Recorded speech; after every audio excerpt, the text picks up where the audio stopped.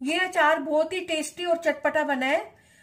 Fridge में रख के इसका 2 हफ्ते तक मजा ले सकते हैं और धूप में रखने की इसको कोई जरूरत नहीं है। नमस्ते, मैं सुमलता दीक्षित। आज मैं अपनी किचन में सर्दियों का मूली, गाजर और हरी मिर्च का इंस्टेंट अचार बनाऊंगी।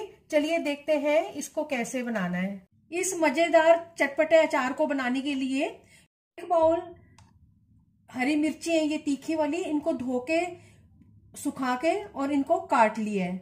2 मूली, 3 गाजर है, इनको भी धो के छील के सुखा लिया है और इनको भी काट लेंगे।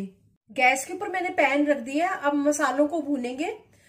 2 बड़े चम्मच सरसों, इसको थोड़ा सा भून लेंगे पहले।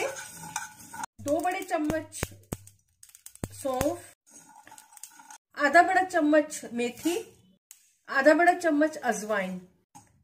मसालों को भूनने से अगर मसालों में नमी होगी तो वो भी हट जाएगी और मसालों में टेस्ट भी अच्छा आ जाता है। ज्यादा नहीं भूनना इनको, 1 आध मिनट ही भूनेंगे इनको। और अब गैस की फ्लेम को बंद कर देंगे और इनको ठंडा होने के बाद दरदरा पीस लेंगे। 1/4 कप सरसों का तेल मैंने गर्म करने के लिए रखा है। अचार का टेस्ट सरसों के तेल में बहुत ही अच्छा आता है और ये गर्म हो चुका है। अब इसमें ये मिर्ची डाल देंगे। मिर्ची को थोड़ा भून लेंगे। इनको हमने क्रंची रखना है।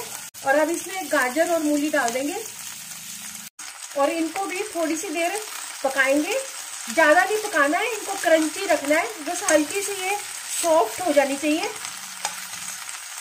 अगर आप मेरे चैनल पर पहली बार है तो इसे सब्सक्राइब कर देना, बेल को प्रेस कर देना, जिससे आपको मेरे आने वाले वीडियो की नोटिफिकेशन मिलेगी।